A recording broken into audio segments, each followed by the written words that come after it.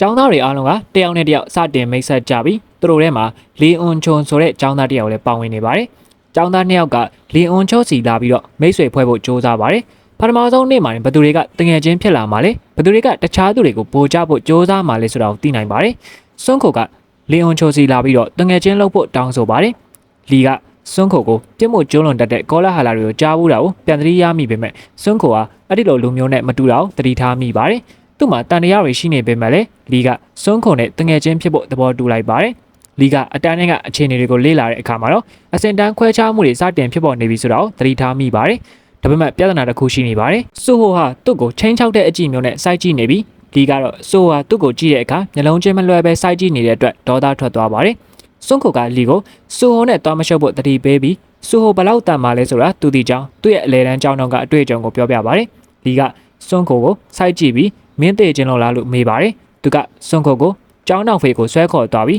အထီးနောင်ထိုးကြိတ်ပေးလိုက်ပါတယ်လီကစွန်ကိုဟာအတော်လေးပြောညံ့တာကိုတီးသွားပြီးသူကဘာလို့စူဟိုဘက်ကနေကာကွယ်ပေးနေရတာလဲလို့မေးပါတယ်စွန်ကိုကစူဟာအလေတန်းကျောင်းကအတန်မာဆုံးကျောင်းသားဖြစ်ပြီးသူတို့နှစ်ယောက်စလုံးပေါင်းရင်တော့ချလို့ရမယ့်လူမဟုတ်ကြောင်းရှင်းပြပါတယ်သူကစူဟိုနဲ့ရန်ပြင်ကြောက်စရာကောင်းတဲ့အရာတစ်ခုဖြစ်လာလိမ့်မယ်လို့သတိပေးပါတယ်လီကစိတ်ပြတ်သွားပြီးစွန်ကိုရဲ့ပါကိုဇက်တိုက်ရိုက်ပါတော့တယ်သူကစွန်ကိုကိုသူ့ကိုလာကစားနေရလားလို့ဆွဆွဲပြီးအချိန်ချင်းလက်သီးနဲ့ထိုးပါတယ်သူကအကယ်၍ဆိုဟိုသာတကယ်တမ်းမှရင်သူ့အကြောင်းကိုကြားပွေးသားဖြစ်ရမယ်လို့ပြောပါတယ်အဲ့ဒီနောက်ဆိုဟိုကပေါ်လာခဲ့ပြီးတော့ပြောလိုက်ပါတယ်အကယ်လို့တယောက်ယောက်ကလာမေးခဲ့လို့ရှင်စွန်ဟိုမင်းကိုယ်တိုင်ကပဲလီနဲ့ကြံတဲ့သူတွေကိုထားပစ်လိုက်တာလို့အားလုံးကိုရှင်းပြပေးခိုင်းပါတယ်အလေတန်းကျောင်းတော့ကသူတို့လုံးလေးလှုပ်ထားရှိတယ်လို့မျိုးပဲလို့ပြောပြီးစွန်ကိုခိုင်းလိုက်ပါတယ်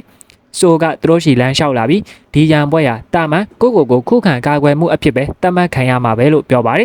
စွန်ကိုကလည်းဆိုရဲ့တောင်းဆိုချက်ကိုသဘောတူလိုက်ပါတယ်ကြိုတင်သတိပေးခြင်းမရှိပဲဆိုဟာလေးရဲ့တငယ်ချင်းတယောက်ရဲ့ဘိုက်ကိုကန်ပစ်လိုက်ပါတယ်တခြားသူငယ်ချင်းတယောက်ကဆိုရဲ့အမြန်နှုံးကြောင့်အံ့ဩတင်သွားပါတယ်ဆိုကအချိန်မဆွဲပဲအဲ့ဒီဒုတိယမြောက်တငယ်ချင်းရဲ့မျက်နှာကိုပါထပ်ကန်လိုက်ပါတယ်လီကသူ့တငယ်ချင်းနှစ်ယောက်လုံးစက္ကန့်ပိုင်းအတွင်းမှာလဲကျသွားတော့မြင်ပြီးထိတ်လန့်သွားပါတယ်သူကလက်သီးနဲ့ပြန်ထိုးဖို့ကြိုးစားပေမဲ့ဆိုကသူ့ကိုတက်တော့တက်တာလေးပဲမြေပြင်ပေါ်ဆွဲလဲပစ်လိုက်ပြီးကြောက်မက်ဖွယ်အကြီးနဲ့ဇက်တိုက်ထိုးကြိတ်ပါတော့တယ်ဆိုကလီရဲ့မျက်နှာကိုပြင်းထန်တဲ့ကန်ချက်တစ်ခုနဲ့အဆုံးသတ်ပေးလိုက်ပါတယ်သူတို့၃ယောက်လုံးမျက်စိတမိတ်အတွင်းမှာလဲကျတတိမေးသွားကြပါတယ်ဆိုကစွန်းခိုကိုဒီနေရာကိုရှင်းလင်းဖို့အမိန့်ပေးပြီးစွန်းခိုကလည်းအကယ်၍အားလုံးကသူပဲဒီတန်းပေါ်၃ယောက်လုံးကိုချပစ်လိုက်တာလို့ယုံကြည်သွားရင်ဒါမဆိုးတဲ့ကိစ္စပဲလို့တွေ့ပြီးသဘောတူလိုက်ပါတယ်ကျန်တဲ့အတန်းပေါ်တွေကစွန်းခိုနိုင်သွားတဲ့အကြောင်းကြားရတဲ့အခါသူ့ရဲ့ဂျူလိုစွမ်းရည်ကိုချီးမွမ်းကြပါတယ်တစ်ချိန်တည်းမှာပဲဆိုဟာသူ့ရဲ့ဘဝကိုပြင်းရင်ညီငွေလာပါတယ်သူငယ်တုန်းကပေါ်ပြီးစိတ်လှုပ်ရှားစရာကောင်းတဲ့အရာတွေဖြစ်ပျက်ခဲ့ဘူးတယ်လို့မျိုးသူခံစားနေရပါတယ်ဒီကအချိန်ဖြုံးဖို့အတွက်ဂိမ်းဆိုင်ဒီဇိုင်းကိုတွားဖို့ဆုံးဖြတ်လိုက်ပါတယ်သူတကားကိုဖွင့်ဖို့စ조사လိုက်တဲ့အချိန်မှာပဲအချိန်တွေအကုန်ရက်တန့်သွားတာကိုတွေးလိုက်ရလို့အံ့ဩသွားပါတယ်ဘဲကနေပေါ်လာမှမသိရဲ့သူ့ရဲ့စာသင်ခန်းထဲမှာဂိတ်တစ်ခုပေါ်ပေါက်လာပြီးဆိုဟာကြောက်လန့်တုံရင်လာခဲ့ပါတယ်သူ့ကိုယ်သူစိတ်အေးအောင်စ조사ပြီးသူ့အမေအမြဲပြောလေးရှိတယ်သူဟာသူ့အဖေနဲ့တူတယ်ဆိုတဲ့စကားကိုသတိရသွားပါတယ်အကယ်၍သူ့အဖေသာသူ့နေရာမှာဆိုရင်ဘာလုံးမလဲလို့သူတွေးမိပါတယ်သူကတက်တိကိုမွေပြီးဂိတ်ထဲကိုခြေလန်းလန်းဝင်ကဖြည်းဖြည်းချင်းအရှိကိုရှောက်သွားခဲ့ပါတယ်သူဟာခံတက်တစ်ခုလည်းရောက်တဲ့အခါသူ့နောက်ကပေါ်တယ်ကတော့ပိတ်သွားခဲ့ပါပြီသူ့နောက်ပြန်လှည့်လို့မရတော့မှတီးသွားတဲ့အခါအရှိကိုဆက်သွားဖို့ဆုံးဖြတ်လိုက်ပါတယ်ဆိုကခံတက်ရဲ့အတွင်းပိုင်းကိုပေါ်ပြီးနက်နက်ချိုင်ချိုင်ဝင်သွားတဲ့အခါရုတ်တရက်လက်နက်စွမ်းရည်နဲ့ပတ်သက်တဲ့ system ရဲ့အကြောင်းကြားစာကိုရရှိပါတယ်ဒီအကြောင်းကြားစာကြောင့်သူကလန်သွားပြီးတခြားလက်နက်စွမ်းရည်နဲ့ပတ်သက်တဲ့အကြောင်းကြားစာတွေစက်တိုက်ဝင်လာပါတယ်သူကဂိတ်တစ်ခုလည်းရောက်နေတယ်လို့မျိုးခံစားလာရပါတယ်သူကလက်နက်တွေကိုစစ်ဆေးကြည့်ပြီးသူ့ရဲ့လက်ရှိအဆင့် level ပေါ်မူတည်ပြီးတော့ပဲလက်နက်တွေကိုရွေးချယ်နိုင်တာကိုသတိထားမိပါတယ်သူကအဆင့်တက်လာရင်ပေါ်ပြီးအစွမ်းထက်တဲ့လက်နက်တွေကိုရွေးချယ်နိုင်လိမ့်မယ်လို့ခန့်မှန်းပါတယ်ဒီလက်နက်တွေထဲမှာမိစ္ဆာဘရင်ရဲ့ဓာတ်ရှိဒီမွန်ကင်လောင်းဆွနဲ့စနရမြောက်မင်းသားရဲ့ဓာတ်တို့ပါဝင်ပါတယ်ဆိုကတောက်ဆုံးမှာချိတ်ဆွဲထားတဲ့တခြားလက်နက်တွေကိုတတိထားမိပြီးဓာတ်တွေကအသုံးမဝင်ဘူးလို့တွေးပါတယ်သူကတောက်မှာလက်အိတ်တွေအများကြီးရှိနေတာကိုတွေ့ပြီးတခုကိုအစမ်းသုံးကြည့်ဖို့အဆုံးဖြတ်လိုက်ကဓာတ်တွေကိုပြင်းစရာကောင်းတယ်လို့ထင်တာမလို့ဒီလက်အိတ်တွေကိုသုံးရမှာပိုပြီးစိတ်လှုပ်ရှားနေပါတယ်သူ့ရဲ့စွမ်းရည်ကိုပြသတဲ့တခြား system အကြောင်းကြားစာတစ်ခုပေါ်လာခဲ့ပါတယ်။သူဟာအဆင့်1 level ကနေစတင်ရတာဖြစ်ပြီးဘွဲရဲ့နာမည်ကတော့အရှင်သခင်ငယ်ဖြစ်ကပြပမာဏ HP ကတော့100ပဲရှိပါတယ်။ဆိုဟာခံတက်ရဲ့အတွင်းပိုင်းကိုဖြည်းဖြည်းချင်းဆက်သွားတဲ့အခါစစ်ကြောင်းအလိုက်စနစ်တကျစီတန်းပြီးတော့ရက်နေတဲ့အလွန်များပြားလာတဲ့ခနိုက်စစ်တီတွေကိုတွေးလိုက်ရပါတယ်။ဒီနေရာရဲတိုက်တစ်ခုရဲ့မြေရောက်ထက်ဖြစ်နိုင်မလားလို့သူတွေးမိပါတယ်။ရုတ်တရက်ခနိုက်စစ်တီဒီကောင်ကကြိုတင်သတိပေးခြင်းမရှိပဲသူ့ကိုနောက်ကနေတိုက်ခိုက်ပါတယ်။ဆိုကတိုက်ခိုက်မှုကိုရိပ်မိသွားပြီးသူ့ရဲ့လက်အိတ်ကိုတုံးပြီးကာကွယ်လိုက်ပါတယ်။ဒီလိုရုတ်တရက်တိုက်ခိုက်ခံရလို့ထိတ်လန့်သွားပြီးသူကပြန်ချဖို့ပြင်ဆင်ပါတယ် အဲ့ဒီခနိုင်စစ်တီကသူ့စီပြေးဝင်လာတဲ့အတွက်သူတို့နှစ်ယောက်ပြင်းပြင်းထန်တဲ့တိုက်ပွဲတစ်ခုဖြစ်ပွားခဲ့ပါတယ်နောက်ဆုံးမှာတော့ဆိုကခနိုင်စစ်တီကိုအပိုင်းပိုင်းဖြစ်အောင်ရိုက်ချပစ်လိုက်ပြီးအဆင့်တက် level up ဖြစ်သွားပါတယ်သူကရှေ့မှာခနိုင်စစ်တီတွေအများကြီးကြံသေးတာကိုသတိရပြီးကျန်တဲ့ခနိုင်စစ်တီတွေအားလုံးကသူ့စီကိုဥတီရွေလျားလာပြီးသူ့ကိုလုံးဝဝိုင်းရံထားလိုက်တာကိုသတိထားမိပါတယ်ခနိုင်စစ်တီတွေကသူ့စီပြေးဝင်လာပေမဲ့ဆိုကပြန်လည်တိုက်ခိုက်ပြီးသူတို့အားလုံးကိုအပိုင်းပိုင်းချိုးဖောက်ပစ်ကအဆင့်3ဆင့်တက်သွားခဲ့ပါတယ်ဆိုကခနိုင်စစ်တီတွေအများကြီးကြံသေးတာကိုမြင်ပြီးဆက်တိုက်ခိုက်ပါတယ်ဆိုကခနိုင်စစ်တီတွေစီပြေးဝင်သွားပြီးခနိုင်စစ်တီတကောင်ရဲ့ခေါင်းကိုတစ်ချက်တည်းနဲ့ရိုက်ခွဲပစ်လိုက်ပါတယ်အခြားခနိုင်စစ်တီတကောင်ကသူ့ကိုဓာတ်နဲ့ခုတ်ဖို့ကြိုးစားပေမဲ့ဆိုကအချိန်မီရှောင်လိုက်ပါတယ်သူကပြင်းထန်တဲ့ကံကြက်တစ်ခုနဲ့တုတ်ပြန်လိုက်ပြီးအဆင့်တွေဆက်တိုက်တက်ကမျက်စိတမိတ်တွင်းမှာအဆင့်19ရောက်ရှိသွားခဲ့ပါတယ်သူကဒီခနိုင်စစ်တီတွေကိုအနိုင်ယူခြင်းအဖြစ်အဆင့်တက်ပြီးတော့ပိုတန်မာလာနိုင်တယ်ဆိုတာကိုနားလည်သွားပြီးသူကဂိမ်းတစ်ခုလိုပဲလို့ဆိုပါတယ်ခနိုင်စစ်တီတွေအားလုံးကိုအဆုံးသတ်ပြီးနောက်သူကအဆင့်နှိပ်တုံကသူတို့ကိုခက်ခက်ခဲခဲတိုက်ခိုက်ခဲ့ရပေမဲ့အခုတိုက်ပွဲတိုင်းမှာခနိုင်စစ်တီတွေကိုပိုပြီးအလွယ်တကူရင်ဆိုင်နိုင်လာတာကိုပြန်လည်တွေးမိပါတယ်။သူ့လက်အိတ်စွမ်းကခနိုင်စစ်တီတွေကိုနိုင်ယူဖို့အကူအညီပေးခဲ့တာကိုသူသဘောပေါက်သွားခဲ့ပါတယ်။ပိုပြီးတန်မာလာဖို့စိတ်ပိုင်းဖြတ်ထားတဲ့ဆိုဟာခံတက်ရဲ့အဆုံးသက်ကိုရောက်ရှိသွားပြီးတကားကြီးတစ်ချက်ကိုတွေ့ရပါတယ်။သူတကားဖွင့်လိုက်တဲ့အခါမိလိုက်တွေအားလုံးရုတ်တရက်လင်းထိန်သွားပါတယ်။ဂျာဇာပလင်ပေါ်မှာတော့တစုံတစ်ယောက်ကသူ့ကိုစောက်ကြိုနေတာကိုသူမြင်လိုက်ရပါတယ်။ဆိုဟာခံတက်ရဲ့ boss dungeon boss စီကနေထွက်ပေါ်လာတဲ့လွှမ်းမိုးချုပ်ကိုင်နိုင်တဲ့စွမ်းရည်တွေကိုခံစားလိုက်ရပြီးအီဂရီကမတ်တက်ထားရကတိုက်ပွဲစတင်ဖို့သူ့ကိုကြိုးဆိုလိုက်ပါတယ်။ဆိုကပထမဆုံးစတင်တိုက်ခိုက်ဖို့ပြင်ဆင်ရင်စိတ်လှုပ်ရှားနေပါတယ်။ဒါပေမဲ့အီဂရီကသူ့ကိုအခွင့်အရေးမပေးဘဲမယုံနိုင်လောက်အောင်မြန်ဆန်တဲ့အရှိန်နှုန်းနဲ့ရှေ့ကိုပြေးဝင်လာပါတယ်။ဆိုဟာအီဂရီရဲ့အမြန်နှုန်းကြောင့်ဆွန့်အားသွားပြီးအီဂရီကသူ့ရဲ့ဓာတ်နဲ့ခုတ်ပစ်လိုက်ရတစ်ချိန်တည်းမှာပဲခံတက်တစ်ခုလုံးပျက်စီးသွားပါတော့တယ်။ရုတ်တရက်ဆိုဟိုနိုးလာတဲ့အခါသူဟာခံတက်ရဲ့အစပြိုးတဲ့နေရာကိုပြန်လည်ရောက်ရှိသွားတာကိုတွေ့လိုက်ရပါတယ်။သူဘလို့အသက်ရှင်နေသေးတာလဲဆိုတာကိုဇဝေတသွားဖြစ်ပြီးကြောက်လန့်တုန်လှုပ်လာခဲ့ပါတယ်။ဆိုကသူစတင်ခဲ့တဲ့နေရာကိုပြန်ရောက်သွားတာကိုသိလိုက်ရပြီးဒီလမ်းကြောင်းအတိုင်းပဲနောက်တစ်ချိန်ထပ်လျှောက်ရမယ်ဆိုတာကိုနားလည်သွားပါတယ်။သူကမိတိုင်တွေကတတိုင်းငိမ့်သွားတာကိုသတိထားမိပြီးသူဆဆရောက်ခဲ့တော့ကမိတိုင်3တိုင်လုံးလင်းနေခဲ့တာကိုသတိရသွားပါတယ်။ဒါတိုက်ဆိုင်မှုတစ်ခုလားလို့တွေးမိပေမဲ့မကြခင်မှာပဲဒါတိုက်ဆိုင်မှုမဟုတ်ဘူးဆိုတာကိုနားလည်သွားခဲ့ပါတယ်။ပိုကောင်းအောင်လှုံ့ဆော်ဖို့စိတ်ပိုင်းဖြတ်ထားပြီးသူကပိုပြီးအစင်းမြင့်တဲ့လက်နက်အိတ်အမျိုးအစားတွေကိုလက်နက်ဖြစ်ရွေးချယ်လိုက်ကခံတက်တဲ့ကိုတတိကြီးစွာနဲ့ပြန်လဲခြေလန်းစတင်ခဲ့ပါတယ်။အကယ်၍ဒီမီးတိုင်3တိုင်လောက်သာထပ်ပြီးငြိမ်းသွားရင်တခုခုဖြစ်သွားမလားလို့သူစိုးရိမ်နေမိပါတယ်။အဲ့ဒီနောက်သူကအီဂရီနဲ့တိုက်ပွဲမှာထပ်ပြီးတော့ရှုံးနေသွားပြီးဒီနေရာကိုပဲပြန်ရောက်လာခဲ့ပါတယ်။ဒီတစ်ချိန်မှာတော့ဒုတိယမြောက်မီးတိုင်မှာငြိမ်းသွားတာကိုသတိထားမိပါတယ်။ဒီမီးတိုင်တွေကသူ့အတွက်ရရှိမဲ့အခွင့်အရေးအတွက်ကိုစားပြုတာဖြစ်ကြောင်းသူသိသွားပြီးစိတ်ပြက်လက်ပြက်နဲ့ကြမ်းမြေပေါ်မှာလူးလိုက်နေပါတော့တယ်။အီဂရီကသူရင်ဆိုင်မှုအတွက်အရန်ကိုအင်အားကြီးမားနေပြီးဒီနတ်မောင်နဲ့ခနိုင်စစ်တီကြီးကိုအနိုင်မယူနိုင်တဲ့အတွက်သူကစိတ်တုန်နေခဲ့ပါတယ်။ဆိုကအီဂရီအပေါ်တုံးခဲ့တဲ့ဓာတ်နဲ့စင်တူတဲ့ဓာတ်တက်လက်ကိုရှာတွေ့ပါတယ်။စနစ်ကဒီဓာတ်မိတ်ဆဘရင်ရဲ့တရှိဖြစ်ပြီးအစင်သတ်မှတ်ချက်60ရှိကြောင်းအကြောင်းကြားပါတယ်။ဆိုကသူကင်တွေသမျှလက်နက်အားလုံးကိုယူဆောင်လိုက်ပြီးအီဂရီကိုနောက်တစ်ချိန်မရင်ဆိုင်ခင်မှာအစင်အရင်တက်အောင်လုပ်ဖို့ဆုံးဖြတ်လိုက်ပါတယ်။သူရှေ့ကိုဆက်သွားတဲ့အခါသူ့ရှိလမ်းလျှောက်လာတဲ့တခြားခနိုင်စစ်တီအဖွဲ့တစ်ဖွဲ့နဲ့ထပ်မံရင်ဆိုင်ရပါတယ်။ခနိုင်စစ်တီတွေကိုတတိယအကြိမ်မြောက်ထပ်ချရမှာမလို့စိတ်ပြတ်နေပြီးသူတို့တွေဘလို့လို့အသက်ပြန်ရှင်ကြတာလားလဲလို့တွေးမိနေပါတယ်။ခနိုင်စစ်တီတွေမှာအကန့်အသတ်မရှိပြန်လည်ရှင်သန်နိုင်တဲ့စွမ်းရည်ရှိနေတာကိုသူသဘောပေါက်သွားခဲ့ပါတယ်။ဆိုက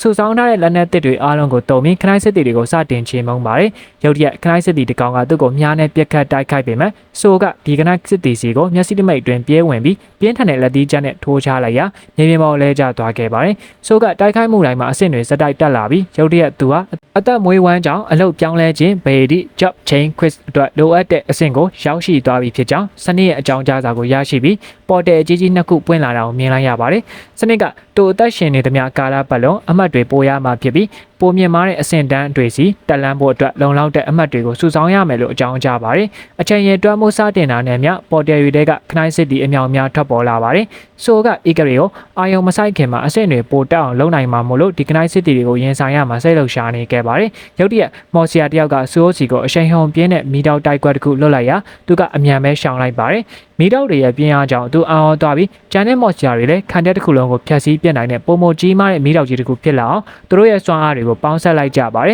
။ဆိုဟာဒီလိုလွှမ်းမိုးချုပ်ကင်ထားတဲ့မီတောက်ကြီးတွေနဲ့ရင်ဆိုင်ရလို့ချွေးပြန်လာပြီးတိုက်ခိုက်မှုကိုတားဆီးဖို့သူ့ရဲ့ဒိုင်းကိုအသုံးပြုပါတယ်။သူကမနဲ့တောက်ခံလိုက်ရပြီးနှုံးခွေသွားခဲ့ပါတယ်။မော်ဆီယာတွေကသူ့ကိုအနားယူခွင့်လုံးဝမပေးပဲကြီးမားတဲ့မော်ကောင်တစ်ကောင်ကိုထပ်မံဆင့်ခေါ်လိုက်ပါတယ်။ဆိုကဒိုင်းကိုလွှတ်ပစ်လိုက်ပြီးဒါကိုနောက်ထပ်အာမကိုတော့ဖို့ဆုံးဖြတ်လိုက်ပါတယ်။သူကဆင့်ခေါ်ခံထားရတဲ့ မော်မွန်စတာကောင်ကြီးစီပြေးဝင်သွားပြီးအရက်မျက်နှာအနှံ့ကတိုက်ခိုက်လိုက်ကရေတွက်လို့မရနိုင်တဲ့အပိုင်းအစတွေဖြစ်အောင်ရှိုက်ခွဲပြေးလိုက်ပါတယ်သူရဲ့လက်နက်တွေအားလုံးကုန်သွားပြီးတဲ့နောက်မှာဆိုကလက်ပလာနဲ့ပဲတိုက်ခိုက်ဖို့အဆုံးဖြတ်လိုက်ပါတယ်ယောက်ျားတစ်ယောက်ဆိုတာရှန်သူကိုတိုက်ခိုက်ဖို့သူ့ရဲ့လက်သီးပဲလိုအပ်တာပါလို့တွေ့ပြီးခနိုက်စစ်တီအများစုကိုဖျက်ဆီးပစ်လိုက်ကအဆင့်ထက်တက်သွားခဲ့ပါတယ်စနစ်ကသူရရှိထားတဲ့အမှတ်အမြောက်များကြောင့်အဆင့်မြင့်အလောက်ကိုင်း high run ကြောင့်အတွက်အရေးချင်းပြည့်မီကြောင်းအကြောင်းကြားပါတယ်တင့်တော်တဲ့အလောက်ကိုင်းပွဲအမည်ကိုသတ်မှတ်ပေးဖို့သူ့ရဲ့အမှတ်တွေကိုစတင်စမ်းစစ်ပါတယ်စနစ်ကဆိုဟာကြောက်ရွံ့မှုကိုမခံစားရပဲရှေ့ဆက်ရှောင်လန်းနိုင်တဲ့သူ့ရဲ့စွမ်းရည်ကိုယုံကြည်တာကြောင့်သူ့ကို fighter အတန်းစားဖြစ်သတ်မှတ်ပေးလိုက်ပါတယ်။သူကမျောလင့်ထားတာထက်ပိုမိုတောက်ခံနိုင်တဲ့အတွက်ပိုအမှတ်တွေရရှိခဲ့ပြီ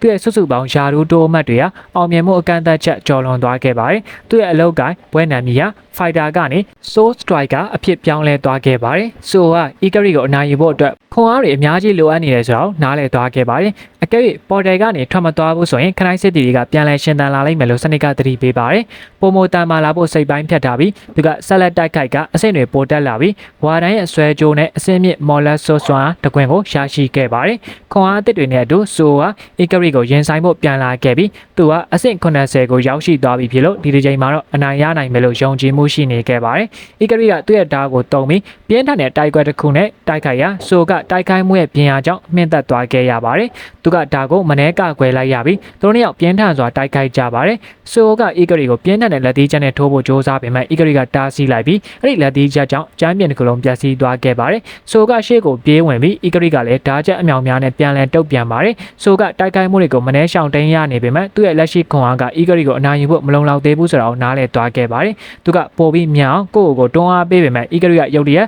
်သူ့ရဲ့ဓာတ်နဲ့ထပ်မံတိုက်ခိုက်လိုက်ပါတယ်။ဆိုကတိုက်ခိုက်မှုကိုကာကွယ်လိုက်ပေမဲ့အရှိန်ပြင်းအားကြောင့်နောက်ကိုလင်းထွက်သွားခဲ့ပါတယ်။သူကပြန်ထလာပြီး Ikari ကနောက်ထပ်တိုက်ခိုက်မှုတစ်ခုအတွက်ပြေးဝင်လာတဲ့အချိန်မှာပဲအဝေးကိုခုန်ရှောင်လိုက်ပါတယ်။ဆိုကပြင်းထန်တဲ့လက်သီးချက်တစ်ခုနဲ့ပြန်လည်တုတ်ပြန်လိုက်ပါတယ်။ Ikari ကဒါကိုကာကွယ်လိုက်ပေမဲ့ဆိုရဲ့တိုက်ကွက်နောက်ွယ်ကကြီးမားလာတဲ့ခွန်အားကိုခံစားလိုက်ရပြီးဆိုရဲ့အစွမ်းအများစုဟာချိတ်ပိတ်ခံထားရသေးတာတောင်မှဒီလောက်အထိဘယ်လိုတောင်တန်မာရတာလဲဆိုတာကိုအော်သွားခဲ့ပါတယ်ဆိုက Ikari စီကလာတဲ့တိုက်ခိုက်မှုတွေကိုရှောင်တင်ရင်တိုက်ဝက်ကဆက်လက်ဖြစ်ပွားနေပါတယ်ဆိုဟာ Ikari စီကနေဖြာထွက်လာတဲ့လွှမ်းမိုးချုပ်ကင်ထားတဲ့ခွန်အားတွေကိုခံစားမိပြီးဒီကနိုက်စစ်တီလက်နက်ကြီးဟာလုံးဝကိုအစင်တန်းချင်းကွာခြားနေရဆိုတာကိုနားလည်သွားပါတယ် Ikari ကထပ်မံတိုက်ခိုက်ပြီးဆိုကကာကွယ်လိုက်ပေမဲ့ပြင်းထန်တဲ့စွမ်းအားကြောင့်နောက်ကိုတွန်းထုတ်ခြင်းခံလိုက်ရပါတယ်သူကအဆင့်1တုန်းကအပေါ်စွမ်းရည်အမှတ်တွေဘယ်လိုရခဲ့လဲဆိုတာနဲ့ဂိမ်းရဲ့စီးမြင့်တွေကိုအပြည့်အဝနားမလည်သေးတာတော့ခနိုက်စစ်တွေကိုဘယ်လိုလဲကိုအနိုင်ယူခဲ့လဲဆိုတာကိုပြန်လည်တွေးမိပါတယ်။သူအဆင့်တက်တိုင်းမှာသူ့ရဲ့စွမ်းရည်အားလုံးဟာတမက်စီတိုးလာတာကိုသူသဘောပေါက်သွားခဲ့ပါတယ်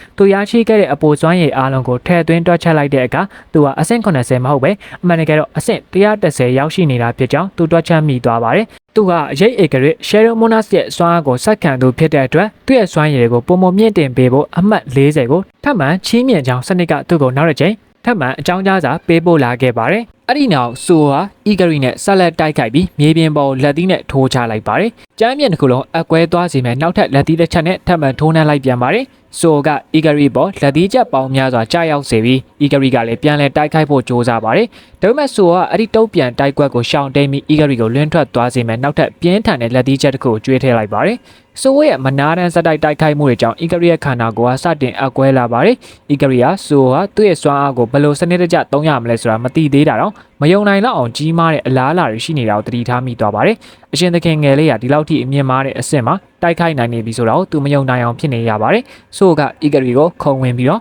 ့နောက်ထပ်ပြင်းထန်တဲ့လက်သီးချက်တစ်ခုထပ်မံကျွေးထည့်လိုက်ပါတယ်။ Ikari ကသူ့ရဲ့ရှုံးနိမ့်မှုကိုလက်ခံလိုက်ပြီးပျောက်ကွယ်သွားပါတော့တယ်။ဆိုဟာနောက်ဆုံးမှာတော့ဒီနတ်မောင်နဲ့ခနိုက်စစ်တီကြီးတွေကိုအနိုင်ယူနိုင်ခဲ့လို့အရန်ဝမ်းသာသွားပြီးအဆင့်6ဆင့် level ကိုတက်မြောက်သွားပါတယ်။ရုတ်တရက်နောက်ထပ် gate တစ်ခုပေါ်လာပြီးဆိုကဒါခံတက်ဒန်ဂျန်ရဲ့ထွက်ပေါက်ဖြစ်လိမ့်မယ်လို့ယူဆလိုက်ပါတယ်။သူပေါ်တယ်ကိုဖျက်ကျော်ဝင်ရောက်လိုက်တဲ့အခါမိတောက်တွေဝါမြုံနေတဲ့အဆောက်အုံတစ်ခုတွေကိုရောက်ရှိသွားခဲ့ပါတယ်။အဲ့ဒီမှာသူဟာမိတ်စာရဲ့တိုင် Demon Crystal ရဲ့အဆောက်ဖြစ်တဲ့ခေါင်းသုံးလုံးနဲ့ကြီးမားရဲ့ခွေးနက်ကြီးစာပေရနဲ့ရင်ဆိုင်ရပါတယ်။ဆိုကတော့ရန်သူကပြောညံ့နေပုံရလို့အနှဲငယ်ဇဝေဇဝါဖြစ်သွားပါတယ်။စာပေရကသူ့ကိုမိတောက်ကြီးတွေနဲ့ချိန်ချဖို့ကြိုးစားပေမဲ့ဆိုကတော့တုံလုံးချင်းမရှိပါဘူး။စာပေရချွေးပြန်လာပြီးနောက်ဆုတ်သွားခဲ့ပါတယ်။ဆိုကဒီခေါင်းသုံးလုံးခွေးကြီးက monster မဟုတ်ပဲရုပ်ဆိုးတဲ့ရုပ်တုတစ်ခုပဲလို့တွေးမိပါတယ်။သူကဒီနေရာတစ်ခုလုံးဘာလို့မီးလောင်နေတာလဲလို့တွေးတော့ရင်နောက်ထပ်တကားတစ်ခုကိုရှာဖို့ဆက်လျှောက်ခဲ့ပါတယ်။တကားကိုဖွင့်လိုက်တဲ့အခါသူ့ကိုတတ်ဖို့စိတ်ပိုင်းဖြတ်ထားတဲ့မိစ္ဆာတွေပြင်းနေတယ်။မီးလောင်ပြင်အဆောက်အုံတွေရဲ့နောက်ကအထက်တစ်ခုကိုတွေးလိုက်ရပါတယ်။ ဆိုကသူတို့အားလုံးကိုအလွယ်တကူအနိုင်ယူပြီးအထက်10တက်ကိုတက်လှမ်းခဲ့ပါတယ်နောက်ထပ်17ထက်မှာတော့ရန်သူတွေကအလွန်ပဲအရန်ပြော့ညံ့နေပြီးဆိုကသူတို့ကိုလက်သီးတစ်ချက်တည်းနဲ့ချက်ချင်းအသေးတက်လိုက်ပါတယ်နောက်ထပ်30ထက်ကိုရောက်တဲ့အခါဒီလိုပဲထပ်ဖြစ်နေတာကြောင့်သူစိတ်ဝင်စားမှုကစတင်လျော့နေလာပါတယ်အထက်50က boss နဲ့ရင်ဆိုင်ရတဲ့အခါလက်သီးအနှဲငယ်နဲ့အနိုင်ယူလိုက်ပါတယ်ပုံပုံမြင်မာတဲ့အထက်တွေမှာတော့ရန်သူတွေကဆက်လက်ပြော့ညံ့နေတာကြောင့်ဆိုပြင်းရီလာပါတယ်သူက eager တွေကိုအနိုင်ယူလိုက်တာကြောင့်သူ့ရဲ့ level တွေအရန်တက်သွားလို့လာလို့တွေးမိနေပါတယ်သူပြင်းနေပေမဲ့လည်းအထက်89ထက်မှာတော့မိစ္ဆာတွေကိုအလွယ်တကူဆက်လက်နှိမ်နင်းနေခဲ့ပါတယ်နောက်ဆုံးမှာတော့ဆိုကအထက်100ကိုရောက်သွားပြီးဒါအားလည်းသူ့အတွက်လွယ်ကူလိမ့်မယ်လို့ယူဆလိုက်ပါတယ်ရုတ်တရက်ဆိုဟာသူ့ကိုစောက်ကြုံနေတဲ့ SC ကိုမြင်လိုက်ရပါတယ်အချိန်မဖြုံးချင်တာကြောင့်ဆိုဟာသူမစီကိုတစ်ချိန်တိုးပြေးဝင်သွားပြီး SC ကသူ့ရဲ့ရုတ်တရက်တိုက်ခိုက်မှုကြောင့်လှန့်သွားရပါတယ်သူ့ကိုရပ်တန့်ဖို့နဲ့စောက်ဖို့တောင်းဆိုပါတယ် SC ကအရေးအေဂရီတုံကအထက်100ကိုရောက်ဖို့အချိန်တော်ကြာယူခဲ့တာဖြစ်ကြောင်းရှင်းပြပါတယ်ဆိုကတော့အရေးစစ်တီတွေရဲ့အကူအညီမပါပဲဒီလောက်အမြန်ရောက်လာလိမ့်မယ်လို့သူတို့လုံးဝမမျှော်လင့်ထားကြောင်းဝန်ခံပါတယ်သူမကဆက်လက်ပြီးတော့ပြီးခဲ့တဲ့အချိန်တုန်းကဆိုဟိုဟာဒီအဆင့်ကိုမရောက်နိုင်ခဲ့ဘူးလို့ပြောပါတယ်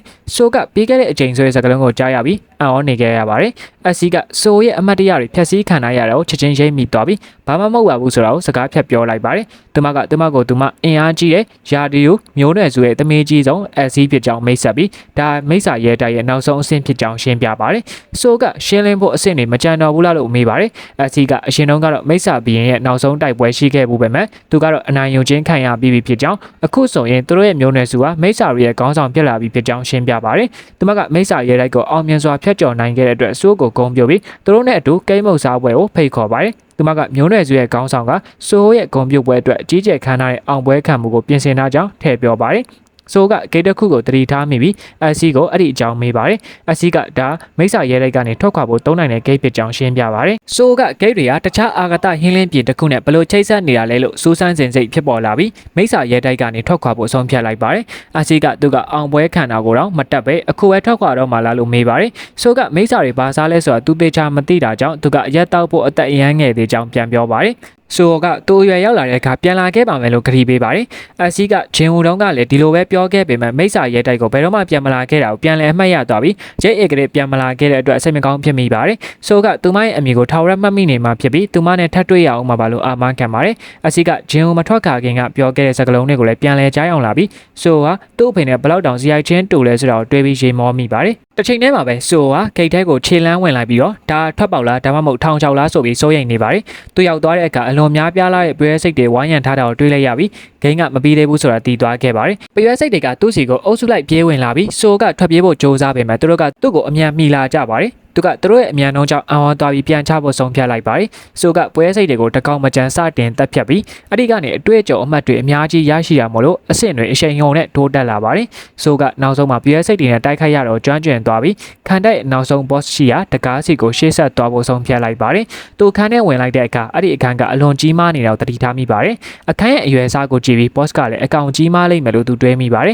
။ရုတ်တရက်ဘဲရူပေါ်လာပြီးသူ့စီကိုလမ်းလျှောက်လာပါတယ်။ဆိုကခံတက်မှာကြမ်းရှိနေတဲ့တခုတည်းသောရန်သူကဘဲရူဖြစ်နေတာကိုသိရှိသွားပြီးဘဲရူငိုနေတာကိုသတိထားမိသွားပါတယ်။မွန်စတာကသူ့ကိုမြင်တော့ဘာလို့ငိုရတာလဲဆိုပြီးသူစိတ်ရှုပ်သွားခဲ့ပါတယ်။ဘဲရူကတိုက်ခိုက်ဖို့ပြင်ဆင်ပြီးစူဟိုစီကိုတချိန်ထိုးပြေးဝင်လာခဲ့ပါတယ်။ဘဲရုကသူ့ရဲ့လက်သေးတွေနဲ့လှမ်းချစ်ပြီးသူတို့နှစ်ယောက်စတင်တိုက်ခိုက်ကြပါတယ်။ဆိုကတိုက်ကွက်ကိုလင်းလင်းမြန်မြန်ရှောင်ကွင်းပြီးတော့ပြန်လဲတုတ်ပြန်ပေမဲ့ဘဲရုကလည်းသူ့ရဲ့တိုက်ခိုက်ခြင်းကိုရှောင်တိန်သွားပါတယ်။ဘဲရုကသူ့စီကိုထပ်မံပြေးဝင်လာပေမဲ့ရုတ်တရက်သူ့ရဲ့တိုက်ကွက်ကိုရပ်တန်းလိုက်ပါတယ်။ဆိုကဘဲရုဘာလို့လာမတိုက်တာလဲဆိုတာကိုပိုပြီးစိတ်ရှုပ်သွားပြီးအခွင့်အရေးကိုအသုံးချကသူ့ကိုပြန်ထိုးလိုက်ပါတယ်။ဘဲရုကဆိုကိုတိုက်ခိုက်ဖို့ထပ်မံပြေးဝင်လာပြီးဆိုကတားဆီးဖို့ကြိုးစားပေမဲ့ဘဲရုကလေထဲမှာနေနောက်တစ်ကြိမ်ရပ်တန်းသွားပြန်ပါတယ်။ဆိုကဇဝေဇဝါဖြစ်သွားပြီးတော့ဘဲရုရဲ့မျက်နှာကိုအားရပါရလှမ်းထိုးလိုက်ပါတယ်ဘဲရုကပြန်လဲတက်တာလာဖို့အတွက်ကုသခြင်းမှော်ကိုအသုံးပြုပြီးတိုက်ခိုက်ဖို့သူ့စီကိုထပ်မံပြေးဝင်လာပါတယ်ဘဲရုကဆက်လက်ငိုကြွေးနေပြီးသူ့ရဲ့အရှင်သခင်ငယ်လေးကိုတိုက်ခိုက်ဖို့တွန်းဆုတ်နေစဉ်မှာပဲဆိုကတိုက်ကွက်ကိုရှောင်တိန်လိုက်ပါတယ်ဆိုကအခွင့်အရေးကိုယူပြီးတော့ပြင်းထန်တဲ့လက်သီးတစ်ချက်ကျွေးထည့်လိုက်ပါတယ်ဘဲရုကသူ့ရဲ့အရှင်သခင်ငယ်လေးနဲ့တိုက်ခိုက်နေတော့မှအကာအကွယ်မဲ့သွားတဲ့သူ့ကိုသူအပြစ်တင်စိတ်ပြက်လက်ပြက်နဲ့ဟင်းဟောင်းလိုက်ကရုတ်တရက်မြေပြင်ပေါ်လဲကျသွားပါတယ်ဆိုဟာဘဲရုရဲ့အမူအရာကြောင့်အော်တော့ပေမဲ့ဘော့စ်ကတိုက်ပွဲကိုလက်လျှော့လိုက်တဲ့အတွက်စိတ်သက်သာရာရှာသွားပါတယ်သူကဘဲရုကမယုံ နိုင်လောက်အောင်အင်အားကြီးမှပြီးသူနဲ့တိုက်ခိုက်နေတော့မှချင်းချောင်းမှုကိုခံစားခဲ့ရကြောင်းနားလဲပါတယ်သူကဘဲလူကတိုက်ပွဲမှာဘာလို့ဒီလောက်တောင်တွန်းဆုတ်နေပြီးသူ့ကိုအခွင့်အလမ်းတွေအများကြီးပေးခဲ့တာလဲလို့တွေးမိနေပါတယ်ဆိုဟာတကူလုံးနာကျင်ကြိုက်ခဲနေပြီးဘဲလူကိုမနှဲအနိုင်ယူနိုင်ခဲ့လို့စိတ်အေးသွားခဲ့ရပါတယ်ရုတ်တရက်နောက်ထပ်ဂိတ်တစ်ခုပေါ်ပေါက်လာပြီးဆိုဟာဘဲလူကိုအနိုင်ယူပြီးနောက်အဆင့်69ရောက်ရှိသွားခဲ့ပါတယ်သူကထပ်ပြီးတော့အဆင့်တက်လို့မရတော့ဘူးလို့ယုံကြည်တာကြောင့်နောက်ဆုံးတော့အိမ်ပြန်ရတော့မှလို့ခံမှန်းလိုက်ပါတယ်ဂိတ်ကိုဖျက်ကျော်ပြီးနောက်မှာတော့သူကအလွန်များပြားလာတဲ့လူကောင်ကြီးမားတဲ့ဂိမ်းနဲ့နဂါးတွေနဲ့ရင်ဆိုင်လိုက်ရပါတယ်ထပ်ပြီးတော့တိုက်ခိုက်ရအောင်မယ်ဆိုတာကြောင့်စိတ်ပြတ်သွားပြီးသူကနဂါးစီကိုပြေးဝင်ကမော်ကောင်တွေကိုစတင်တိုက်ခိုက်ပါတော့တယ်မော်ကောင်တကောင်ကသူ့ကိုသုံးခွာလန်နဲ့ထိုးဖို့ကြိုးစားပေမဲ့ဆိုကရှောင်းလိုက်ပြီးတော့ပြင်းထန်တဲ့ရိုက်ချက်တစ်ခုနဲ့တုတ်ပြန်ပါတယ်လူကောင်ကြီးတစ်ကောင်ကသူ့ကိုခုတ်ပစ်ဖို့ကြိုးစားပေမဲ့ဆိုဟာတိုက်ကွက်ကိုရိမ့်မိပြီးအချိန်မီခုံရှောင်လိုက်ပါတယ်သူကအဲ့ဒီလူကောင်ကြီးစီပြေးဝင်ပြီးသွေးအန်စေမဲ့ပြင်းထန်တဲ့တိုက်ကွက်တစ်ခုပေးလိုက်ပါတယ်အော့စ်နှစ်ကောင်နဲ့နှဲဝဝင်ကောင်နှစ်ကောင်ကသူ့ကိုတိုက်ခိုက်ဖို့ကြိုးစားပေမဲ့ဆိုကအော့စ်ရဲ့လက်ကိုရိုက်ချိုးပစ်လိုက်ပြီးအော့စ်တကောင်ချင်းစီကိုပြင်းထန်တဲ့လက်သီးချက်တွေနဲ့ဆက်လက်နှိမ်နင်းပါတယ်အော့စ်တွေကထွက်ပြေးဖို့ကြိုးစားပေမဲ့ဆိုဟာသူတို့နောက်ကိုလိုက်လံဖမ်းဆီးပါတယ်ရုတ်တရက်အော့စ်၃ကောင်ကပြေးဝင်လာပြီးဆိုကသူတို့ရဲ့တိုက်ကွက်တွေကိုမနှဲရှောင်လိုက်ရပါတယ်အော့စ်တကောင်ကနဂါးတကောင်နဲ့အတူနောက်ကနေသူ့ကိုဝါမြုပ်ဖို့ကြိုးစားပေမဲ့ဆိုဟာရှော့တိုက်ရှောင်လိုက်ပြီးအလွန်များပြားလာတဲ့မှော်ကောင်တွေကသူ့ကိုဝိုင်းတာကိုသတိထားမိသွားပါတယ်မှော်ကောင်တွေကသူ့ကိုလေထဲမှာလာတိုက်ဖို့မျောလင့်နေတာကိုသိသွားတဲ့အတွက်သူကအော့စ်တကောင်စီပြေးဝင်ပြီးပြင်းထန်တဲ့တိုက်ချက်တစ်ခုနဲ့အလဲထိုးလိုက်ပါတယ်ဆိုကလေထဲမှာနေမှော်ကောင်တကောင်ချင်းစီကိုဆက်လက်တိုက်ခိုက်ပြီးနဂါးတကောင်ကိုဖမ်းကင်ကအဲ့ဒါကိုစီးနှင်းပြီးတော့တိုက်ခိုက်ပါတယ်သူတိုက်ခိုက်နေစဉ်မှာပဲတိုက်တန်မြောင်များကသူ့ကိုဝိုင်းရံထားတာကိုသတိထားမိပြန်ပါတယ်တိုက်တန်တွေကတကောင်ကသူလွန်ခဲ့တဲ့အနှစ်30ကထာဝရအိတ်ဆက်ချင်းကပါကိုဘလို့ရောက်ခဲ့ပုံကိုပြန်လည်တွေးမိပြီးကွန်မန်ဒါ level အဆင့်မှော်ကောင်တွေအတွက်တီးတန်းဖြစ်တဲ့ဂိမ်းတစ်ခုမှာပါဝင်ခွင့်ရလို့ဂုဏ်ယူနေပါတယ်ဒီတိုက်တန်ကဂျင်ဝါသူ့ကိုမျက်နှာသာပေးရလို့ယုံကြည်နေပြီးဆိုကသူ့ရဲ့အစွမ်းအားကိုမကင်တွယ်နိုင်ဘူးလို့ယုံကြည်မှုရှိနေပါတယ်ဒါပေမဲ့သူ့ကိုအံ့ဩသွားစေတာကတော့ဆိုကသူ့ကိုလက်သီးချက်တဲ့အလဲထိုးလိုက်တာပါပဲဆိုကထိုးညံ့တဲ့အတန်တစ်ခုကြားလိုက်ရပြီးတိုက်တန်အားလုံးမနာတဲ့ဆက်လက်တိုက်ခိုက်မှုတွေနဲ့စတင်ချိန်မုံကြပါတယ်ရုတ်တရက် task ကသူ့ရဲ့မြေဆွဲအားစွမ်းရည်တွေကိုအသုံးပြုပြီးဆိုးကိုမြေပြင်ပေါ်ကိုရိုက်ချလိုက်ပါတယ်ဆိုကသူ့ကိုဖိသိပ်ထားတဲ့လွှမ်းမိုးချုပ်ကင်ထားတဲ့ခွန်အားတွေကိုခံစားလိုက်ရပြီးမောကြည့်လိုက်တဲ့အခါ task ကအမော်အတက်ကိုသုံးနေတာကိုမြင်လိုက်ရပါတယ်သူကတိုက်ခိုက်မှုရဲ့နောက်ကမှာ task ရှိနေတာကိုခန့်မှန်းမိပြီး Igari Beru task တို့အားလုံးကသူတို့ရဲ့ပတ်လည်မှာတူညီတဲ့အရေးလိုင်းထားလှုပ်ရှားမှုတွေရှိနေတာကိုသတိထားမိသွားပါတယ်သူကသူတို့တွေကဂိတ်တစ်ခုချင်းစီရဲ့ boss တွေဖြစ်နိုင်တယ်လို့ယူဆလိုက်ပါတယ်သူကဒီလိုတူညီတဲ့ဇယိုင်းလက္ခဏာရှိတဲ့စတုတ်သားမြောက်အဖွဲ့ဝင်တယောက်ရှိသေးလားလို့ပြန်စဉ်းစားဖို့ကြိုးစားပေမဲ့ task ကသူ့ကိုမှော်တက်သုံးပြီးမြေပြင်ပေါ်နောက်တစ်ချိန်ထပ်မံဖိချကသူ့ရဲ့အတွေ့တွေကိုဖျက်တောက်ပစ်လိုက်ပါတယ်ဆိုကဒီတိုက်ခိုက်မှုကြောင့်လုံးဝထိတ်လန့်သွားပြီး task ကိုအနိုင်ယူဖို့အစီအစဉ်တစ်ခုစတင်ရေးဆွဲပါတယ်ရုတ်တရက်နဂါးရိတ်၃ကောင်ပေါ်လာပြီးသူ့ကိုသူတို့ရဲ့မီးတောက်တက်ရှူချက်နဲ့တိုက်ခိုက်ပါတယ်ဆိုကသူ့အရေးအတွက်ကိုမှားတွက်ချက်မိသွားတာကိုသိလိုက်ရပြီးအဲ့ဒီဂိတ်တစ်ခုထဲမှာနောက်ထပ်အပေါ်အရိတ်၃ကောင်ရှိနေသေးတာကိုမယုံနိုင်အောင်ပြင်နေရပါတယ်နဂါး၃ကောင်လုံးကသူတို့ရဲ့အသက်ရှူတိုက်ကွက်တွေကိုထုတ်လုပ်လိုက်ရခန်းတဲ့တစ်ခုလုံးကိုမီးတောက်တွေနဲ့ဖုံးသွားစေပါတယ်ဒါပေမဲ့ဆိုကမီးတောက်တွေကရုံထွက်လာပြီးနဂါးရိတ်တွေကတကောင်တိုက်ခိုက်ပါတယ်သူကကြမ်းတဲ့အရိတ်နဲ့ကောင်ကိုပါစက္ကန့်ပိုင်းတွင်လှည့်လည်မြမြနိုင်ယူလိုက်ပါတယ်ဆိုကသူတို့စီကိုထပ်မံပြေးဝင်ပေမဲ့ task ကသူ့ရဲ့မြေဆွဲကစွမ်းရည်ကိုတုံးပြီးသူ့ကိုမြေပြင်ပေါ်နောက်တစ်ချိန်ထပ်မံရိုက်ချပြန်ပါတယ်ဆိုကနောက်ဆုတ်လိုက်ပြီး ox တကောင်ကိုတိုက်ခိုက်ဖို့ခုံဝင်လိုက်ပါတယ်သူကရိတ်တွေကိုအာယုံမဆိုင်ခင်မှာပိုပြီးပြောညံ့တဲ့မှော်ကောင်တွေကိုအရင်ဆုံးဖယ်ရှားပစ်ဖို့ဆုံးဖြတ်လိုက်ပါတယ်သူ့ကိုအံ့ဩသွားစေတာကတော့ task ကOS Abrivix ကိုတုံးပြီးကြီးမားတဲ့မီးလုံးကြီးတစ်ခုကိုဖန်တီးကသူ့စီကိုလှုပ်လိုက်တာပါပဲမီးတောက်တွေကတောင်တောင်လုံးကိုဖျက်ဆီးပစ်လိုက်ပြီးကြီးမားတဲ့တွင်းကြီးတစ်ခုဖြစ်ပေါ်သွားစေတာမလို့ဆိုကအဲ့ဒီတိုက်ခိုက်မှုကိုမနှဲရှောင်လိုက်ရပါတယ်ဆိုကအဲ့ဒီလောက်ထိပြင်းထန်တဲ့ဖျက်ဆီးမှုကြောင့်မြင့်တက်သွားရပြီး task ကတော့သူ့ရဲ့မီးတောက်တိုက်ကွက်ကအလွန်ပဲအံ့ဩဖို့ကောင်းနေပြီးအဲ့ဒီမော်တောင်ဝိတ်ကိုတုံးတာကပေါက်ကွဲမှုတွေကိုပိုပြီးကြီးကျယ်ခမ်းနားစေရလို့ပြောကပြုံးနေတာကိုစောင့်ကြည့်နေပါတယ်ဆိုကအဲ့ဒီတိုက်ခိုက်မှုကိုရှောင်နိုင်ခဲ့လို့စိတ်သက်သာရသွားပြီး task ရဲ့အစစ်မှန်တဲ့စွမ်းအားကိုမြင်လိုက်ရလို့မယုံနိုင်ပဲရှေမောမိပါတယ်တစ်ချိန်တည်းမှာပဲဆိုကတခြားမော်ကောင်တွေကိုအာယုံဆိုင်ပြီးသူတို့ကိုတကောင်မိနစ်ကောင်စတင်ဖယ်ရှားပါတယ်သူကတိုက်တန်တကောင်စီခုံဝင်ပြီးကောင်းရိုက်ခွဲပစ်လိုက်ကတခြားလူကောင်ကြီးတကောင်ကိုပါအဆုံးသတ်လိုက်ပါတယ်ရုတ်တရက်သူကအလွန်များပြားလာတဲ့အရေးစစ်တီတွေကိုပါတတိထားမိသွားပါတယ်တိုက်တန်ရိတ်တွေ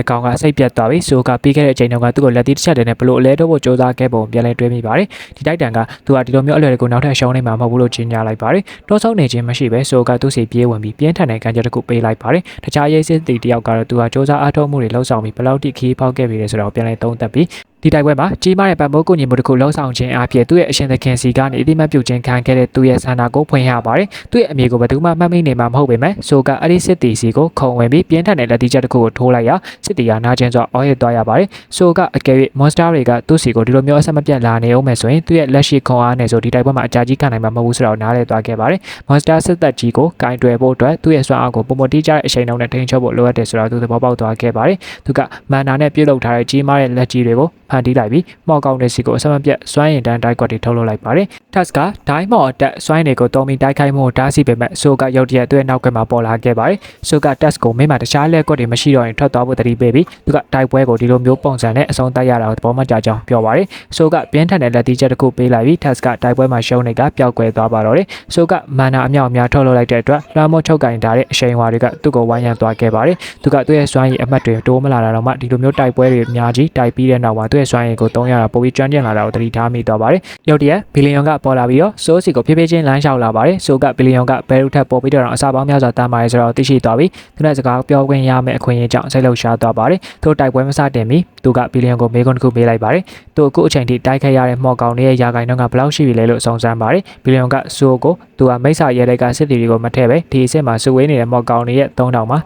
တပုံကိုသာတိုက်ခိုက်ရသေးတာဖြစ်ကြောင်းပြောကြားလိုက်ပါတယ်။ဆိုကသူ့မော်ကောင်တွေအများကြီးကိုမတိုက်နိုင်ရသေးဘူးဆိုတာသိသွားပြီးဘီလီယံနဲ့တိုက်ဖို့ပြင်ဆင်ပါတယ်။သူကဘီလီယံကိုတိုက်ပွဲစတင်ဖို့စိန်ခေါ်လိုက်ပါတယ်။ဘီလီယံကသူ့ရဲ့အရှင်သခင်ငယ်လေးရထိုးကြုံထမ်းမြတ်တဲ့လူငယ်လေးတစ်ယောက်ဖြစ်ပြီးကြီးပြင်းလာတယ်ဆိုတာကိုအတိအမှတ်ပြုပြီးသူ့ကိုဓာတ်နဲ့လှမ်းခုတ်လိုက်ပါတယ်။ဆိုကအချိန်မီရှောင်းလိုက်ပြီးအရိတ်တွေအားလုံးကသူ့ကိုဘာကြောင့်အရှင်သခင်ငယ်လေးလို့ခေါ်နေကြလဲလို့မေးပါတယ်။သူကဘီလီယံစီပြေးဝင်ပြီးလက်သီးနဲ့ထိုးဖို့ကြိုးစားပေမဲ့ဘီလီယံကသူ့ရဲ့ဓာတ်နဲ့တားဆီးလိုက်ပါတယ်။ဆိုကဒီအရှင်သခင်ငယ်ဆိုတဲ့ပွဲနာမည်ဟာသူဒီကဘာလေးကိုဘာလို့ဆွဲခေါ်ခံရလဲဆိုတဲ့အကြောင်းရင်းနဲ့ဆက်ဆက်နေရလားပြီးတော့သူတို့ကိုဘာလို့ငယ်ဆိုပြီးတော့ဆက်ခေါ်နေကြတာလဲလို့မေးပါတယ်။အရိတ်တွေကသူ့ကိုငယ်လို့ခေါ်ပြီးလှောင်ပြောင်နေကြတာပါလို့တွေးမိပြီးသူဒေါသထွက်လာပါတယ်။ရုတ်တရက်ဘီလီယံကသူ့နောက်ကွယ်မှာပေါ်လာပြီးတော့သူ့ကိုဓာတ်နဲ့လှမ်းခုတ်ပါတယ်။ဆိုကဓာတ်ကလှုပ်ရှားနေအောင်မြင်ပြီးထိတ်လန့်သွားခဲ့ပါတယ်။ဘီလီယံကဆက်လက်တိုက်ခိုက်ပေမဲ့ဆိုကတိုက်ချက်တိုင်းကိုရှောင်တိန်ပါတယ်။သူကဘီလီယံကသူ့ရဲ့ဓာတ်ကိုလှုပ်ရှားနေတာကိုဘယ်လိုမျိုးသုံးတာလဲဆိုတာစောင့်ကြည့်ပြီးတိုက်ခိုက်မှုတွေကိုကာကွယ်ရင်လက်သေးချက်တွေနဲ့ပြန်ချဖို့ကြိုးစားပါတယ်။ဆိုကဓာတ်ကိုရပ်တန့်မှုအတွက်လက်နက်ကိုဖမ်းကင်မယ်ဆိုတာနားလည်သွားပြီးပြင်းထန်တဲ့ကန်ချက်တစ်ခုကိုကံဖို့စ조사လိုက်ပါတယ်ဘီလီယံကကန်ချက်ကိုလက်မောင်းနှစ်ဖက်လုံးနဲ့ကာကွယ်လိုက်တာကြောင့်ဆိုအတွက်သူ့ရဲ့ဘိုက်ကိုတိုက်ခိုက်ဖို့အခွင့်အလမ်းတစ်ခုရရှိသွားပါတယ်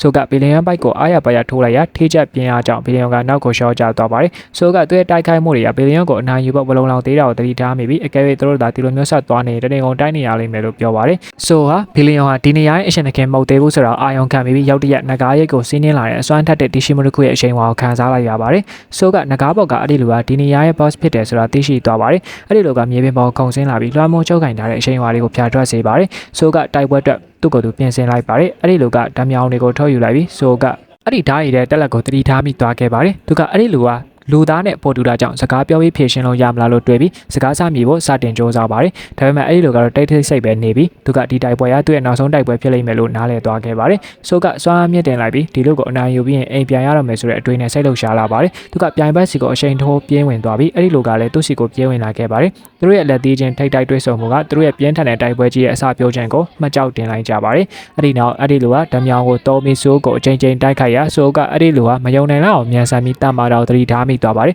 ဆိုကအဲ့ဒီလိုလှုံ့ဆော်တဲ့တိုက်ခိုက်မှုနဲ့လှုပ်ရှားမှုတိုင်းဟာအရန်မဲ့တိမ်မွေ့ပြီးတော့တေးကြနေတာကိုစောင့်ကြည့်နေခဲ့ပါတယ်။အဲ့ဒီလိုကဆိုကိုမြေပြင်ပေါ်ရိုက်ချလိုက်ပြီးဓာမြောင်နဲ့တိုက်ခိုက်ဖို့ရှေ့ကိုပြေးဝင်လာခဲ့ပါတယ်။ဆိုကတိုက်ခိုက်မှုတားဆီးဖို့စ조사ပြီးသူ့ပြိုင်ပွဲမယုံနိုင်လောက်အောင်ထိုးကြုံနဲ့စွန့်ရင်ကြောင်ဖိအားတောင်ခံစားလိုက်ရပါတယ်။အဲ့ဒီလိုမျိုးထိုးကြုံကျွမ်းကျင်လာဖို့အတွက်တိုက်ပွဲတွေဘယ်လောက်များစွာတိုက်ခိုက်ပြီးလေ့ကျင့်မှုတွေဘယ်လောက်ထိရယူခဲ့မလဲဆိုတော့သူတွေးပြောမိနေပါတယ်။အဲ့ဒီလိုကဆိုကိုအချိန်ချင်းလှိဖြတ်ပြီးမြေပြင်ပေါ်နောက်တစ်ချိန်ထပ်မံရိုက်ချလိုက်ပြန်ပါတယ်။ဆိုကအဲ့ဒီလိုရဲ့လွှမ်းမိုးထားတဲ့စွမ်းရည်တွေရှိနေပေမဲ့လေဆိုးအပေါ်မှာအဲ့ဒီလူရဲ့လွှမ်းမိုးထားတဲ့စွမ်းရည်တွေရှိနေပေမဲ့လည်းသူ့ကိုအရှုံးမပေးခဲ့ပါဘူးသူကသူ့ရဲ့တိုက်ခိုက်ရေးစွမ်းရည်တွေကိုယုံကြည်ပြီးသူ့ရဲ့စွမ်းရည်အမှတ်တွေကအမြင့်ဆုံးအဆင့်ကိုရောက်နေတာကိုသတိရခဲ့ပါတယ်အနိုင်ရဖို့စိတ်ပိုင်းဖြတ်ထားပြီးသူကလက်သီးနဲ့ထိုးဖို့ရှေ့ကိုပြေးဝင်ပေမဲ့အဲ့ဒီလူကမျက်စိတမိတ်တွင်းမှာသူ့ကိုအကြိမ်ကြိမ်လှမ်းခုတ်လိုက်ပါတယ်အဲ့ဒီတိုက်ခိုက်မှုကသူ့ရဲ့လက်အိတ်ကိုလုံးဝပျက်စီးသွားစေပြီးအဲ့ဒီလူရဲ့လွှမ်းမိုးချုပ်ကင်ထားတဲ့စွမ်းအားကိုမြင်တွေ့လိုက်ရလို့ကြောက်လန့်တုန်ရင်လာခဲ့ပါတယ်သူကရန်သူ့အပေါ်သူ့ရဲ့လေးစားမှုကိုဖော်ပြပြီးအဲ့ဒီလူလိုမျိုးအင်အားကြီးမားလာဖို့စိတ်ပိုင်းဖြတ်လိုက်ပါတယ်သူကသူ့ရဲ့လက်သီးနဲ့ထိုးဖို့ထပ်မံပြေးဝင်ပေမဲ့အဲ့ဒီလူကတိုက်ကွက်ကိုလှလမြန်မြန်ပဲရှောင်တိန်သွားခဲ့ပါတယ်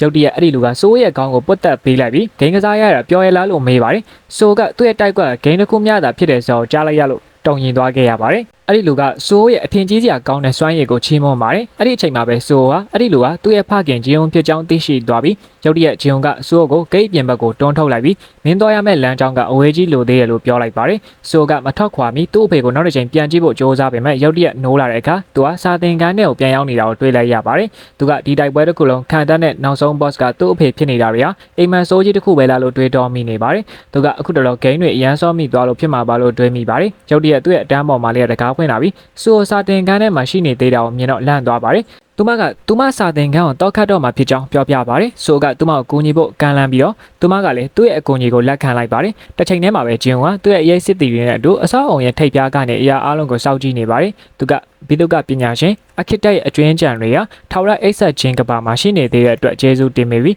းဒါကိုဂိမ်းတစ်ခုအတွက်အသုံးချတာကကောင်းမွန်တဲ့ system တစ်ခုပါပဲလို့ပြန်လည်သုံးသပ်ပါတယ်။အီဂရီကဆိုဟာစမ်းသပ်မှုပေါင်းများစွာကိုဖျက်ကျော်ခဲ့ပြီးပထမဆုံးအကြိမ်ဖြစ်နောက်ဆုံးတိုက်ပွဲအတွက်ဂျင်အိုစီအထိရောက်လာနိုင်ခဲ့တာဖြစ်လို့ဆိုရဲ့စွမ်းအားအလုံးကိုပြန်ပေးဖို့အချိန်တန်ပြီလားလို့တွေးမိပါတယ်။သူကဆိုဟာစမ်းသပ်မှုကိုအောင်မြင်ခဲ့ပြီလို့ယုံကြည်နေပါတယ်။ဂျွန်ကစွမ်းအားတစ်ခုတည်းရှိုံနဲ့လွှမ်းမိုးချုပ်ကင်ထားတဲ့ရန်သူကိုအနိုင်ယူဖို့မလုံလောက်ကြောင်းရှင်းပြပြီး interact ကိုဥပမာပေးပါတယ်။သူကသူသာစွမ်းအားတစ်ခုတည်းနဲ့ဆိုရင်နဂါးပြင်တွက်ကွန်ကင်းကိုအနိုင်ယူနိုင်ပါမလားလို့မေးခွန်းထုတ်ပါတယ်။သူကဆက်လက်ပြီးအစွမ်းထက်တဲ့ရန်သူနဲ့ရင်ဆိုင်ရတဲ့ကအကယ်၍အနိုင်ရဖို့မသေးကြရင်နောက်ဆုတ်တင်ကြောင်းနဲ့အစီအစဉ်မရှိဘဲတန်မာတဲ့ပြိုင်ဘက်ကိုတွားတိုက်တာကမိုင်မဲမှုဖြစ်ကြောင်းရှင်းပြပါတယ်။ဂျွန်ကဆိုရဲ့စွမ်းအားတွေကိုပြန်ပေးဖို့အချိန်စောသေးရလို့ယုံကြည်နေပြီးသူသားအခြေအနေပေါ်မူတည်ပြီးသူ့ရဲ့စွမ်းအားကိုဘယ်လိုသုံးရမလဲဆိုတော့တဖြည်းဖြည်းတင်ယူသွားလိမ့်မယ်လို့ယုံကြည်နေပါတယ်။သူကစူဟိုကိုအခုမသိသေးရင်တော့မှစိန်ခေါ်မှုအသစ်တွေကိုရင်ဆိုင်ဖို့အခွင့်အရေးတွေအများကြီးရှိနေမှာပါလို့ထည့်ပြောပါတယ်။ဘယ်သူကဆိုငယ်ငယ်တုန်းကဆွဲခဲ့တဲ့ပကြီးကားကိုကြည့်ပြီးစတင်ငိုကြွေးပါတော့တယ်။ဂျွန်ကသူ့ရဲ့မိသားစုကိုညစာအပြင်ထွက်ကြွေးဖို့ဆုံးဖြတ်လိုက်ပါတယ်။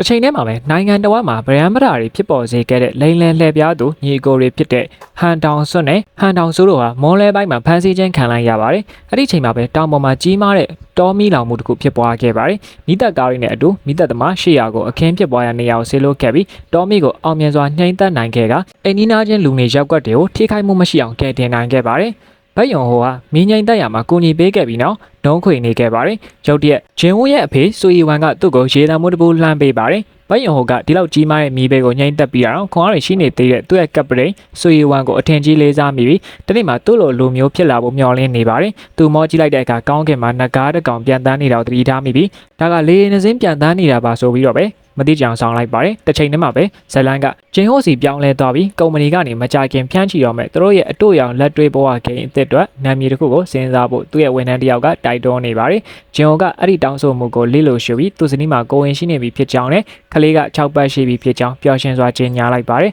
အားလုံးကသူနောက်ဆုံးတော့အဖေတစ်ယောက်ဖြစ်လာတော့မှမို့ဂုဏ်ပြုနေကြပါတယ်ဂျင်ဟိုကဂိမ်းအသစ်ကို Beautiful World လို့အမည်ပေးဖို့အကြံပေးပါတယ်ဝန်ထမ်းတွေကအဲ့ဒီအနာမည်ကြောင့်လန့်သွားပြီးဂျုံကဒီဂိမ်းကစားသမားတွေအတွက်လှပတဲ့အတူရောင်ကဘာတစ်ခုကိုပေးစွမ်းနိုင်တယ်မို့လို့ဒီနာမည်နဲ့အကိုက်အညီဆုံးပဲလို့ရှင်းပြပါတယ်ဝန်ထမ်းတွေကကုမ္ပဏီရဲ့အနာဂတ်ကဒီဂိမ်းပေါ်မှာမူတည်နေတာမို့တခြားနာမည်တစ်ခုကိုစဉ်းစားပေးဖို့တိုက်တွန်းကြပါတယ်ဂျုံကသူ့ဂိမ်းနာမည်ပေးတာညံပြင်းနေဆိုတော့တည်သွားပြီးဂျုံကိုအကြံတောင်းဖို့စဉ်းစားပေမဲ့ဂျုံကလည်းဒီထက်ပိုကောင်းမှာမဟုတ်ဘူးဆိုတော့တတရားဆောင်ဝင်လာခဲ့ပါတယ်ဂျင်းဟိုကသူတို့မှာရင်းနှီးမြှုပ်နှံသူအသက်ရှိနေပြီဖြစ်လို့ကုမ္ပဏီရဲ့အနာဂတ်အတွက်စိတ်မပူဖို့သူတို့ကိုစိတ်အေးအောင်ပြောပြပါတယ်အားလုံးကဒီသတင်းကြောင့်အံ့ဩသွားပြီးဂျုံကရင်းနှီးမြှုပ်နှံသူအသက်ဟာဂိမ်းလောကမှာအကြီးမားဆုံးနာမည်တွေရဲ့တစ်ခုဖြစ်တဲ့ကြော်ကြားလာတဲ့ Try ကြောင်ရင်ဖြစ်ကြောင်းဖွင့်ဟလိုက်ပါတယ်အဲ့ဒီအချိန်မှာပဲဘယ်ကနေပေါ်လာမှမသိပဲကောင်းကင်မှာဂိတ်တစ်ခုကြီးအကွဲထွက်လာပါတယ်ဇလန်ကအရင်ထိုင်းလိုင်းတုန်းကအချိန်စီကိုပြန်လဲပြောင်းလဲသွားပြီးဟန်တာဖွဲ့ချုပ်ဟန်တာ Association ရဲ့အထွေထွေစီမံခန့်ခွဲရေးဌာနကိုပြသတာပါတယ်လူတစ်ယောက်စီဖုံးဝင်လာပြီးဖုံးခေါ်ဆိုမှုကဂျင်းကိုမဆေလွတ်ဖို့သူ့ရဲ့တောင်းဆိုချက်ကိုလစ်လို့ရှုခဲ့တဲ့အတွက်သူ့ကိုဒေါသတကြီးနဲ့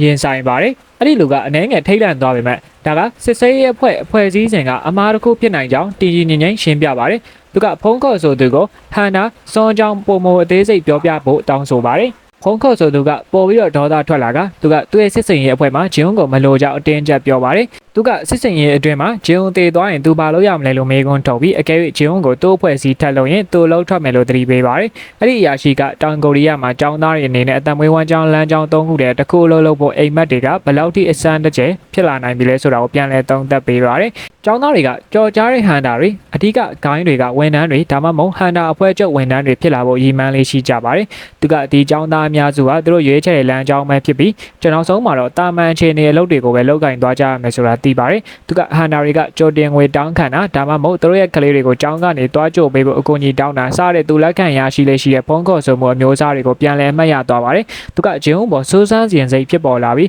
သူ့ရဲ့ကိုရေးရဆိုရင်ကိုစစ်ဆေးဖို့အဆုံးဖြတ်လိုက်ရာဂျင်းကအရင်တော့ကစစ်စင်ရေးအတွင်းမှာအချိန်ချင်းတန်ရာခဲ့တာကိုတွေ့လိုက်ရလို့ထိတ်လန့်သွားခဲ့ပါတယ်သူကဂျင်းကတာမန်ရသားတယောက်နဲ့နိုင်ရှင်နိုင်တဲ့မန်နာအဆင့်ရှိတဲ့အီရန်ဟန်တာတယောက်ဖြစ်ကြောင်းသိသွားခဲ့ပါတယ်သူကဂျင်းကသူ့ရဲ့အားနည်းတဲ့စွမ်းရည်တွေရှိနေပေမဲ့လည်းဘာလို့ဟန်တာတယောက်အဖြစ်ဆက်ပြီးအလုံးလုံးနေရတာလဲလို့တွေးမိနေစေဂျင်းကထာဝရအိတ်ဆက်ခြင်းယောဂခံစားနေရတဲ့သူ့ရဲ့မိခင်နဲ့အထက်တန်းကျောင်းတက်နေတော့ဖြစ်တဲ့သူ့ရဲ့ညီမလေးကိုထောက်ပံ့ပေးနေတာဖြစ်ကြောင်းသိရှိသွားခဲ့ပါတယ်ဒီလူကဂျင်းရဲ့အသက်ကိုစစ်ဆေးကြည့်ရာ အသက်23နှစ်ပဲရှိသေးတာဖြစ်ပြီးသူ့ထက်6နှစ်ငယ်တာကိုတွေ့ရပါတယ်သူကသူ့ရဲ့အထက်လူကြီးစီကိုတွားပြီးတော့သူတို့တွေဂျင်းဦးကိုဟန်တာလောက်ကနေထွက်ဖို့နားချတင်လာလို့မေးပါတယ်အထက်လူကြီးကသူတို့တွေသူ့ကိုထွက်ခိုင်းဖို့ကြိုးစားခဲ့ပြီးဖြစ်ကြောင်းရှင်းပြပါတယ်အဲ့ဒီနောက်အထက်လူကြီးကအဲ့ဒီလူကိုသူဘာလို့ဟန်နာဖွဲ့ချုပ်ကိုဝင်ခဲ့တာလဲလို့မေးပါတယ်အဲ့ဒီလူကလှုပ်ဖော်ကင်ပတ်ဟန်နာတွေကိုကယ်တင်ဖို့ကြိုးစားရင်ခံတက်ထဲမှာပိတ်မိသွားခဲ့တဲ့ဟန်နာတယောက်ရဲ့အကြောင်းကိုကြားပြီးနောက်မှာအဖွဲ့ချုပ်ကိုဝင်ဖို့ဆုံးဖြတ်ခဲ့တာဖြစ်ကြောင်းပြောပြပါတယ်သူကတခြားလူတွေကိုကယ်တင်ဖို့အတွက်သူ့ရဲ့အသက်ကိုအမြဲတမ်းစွန့်စားနေကြတဲ့ဟန်နာတွေကိုဘသူကပြန်ကူညီပေးမှလဲဆိုတော့အမြဲတမ်းတွေးမိကြောင်းရှင်းပြပါတယ်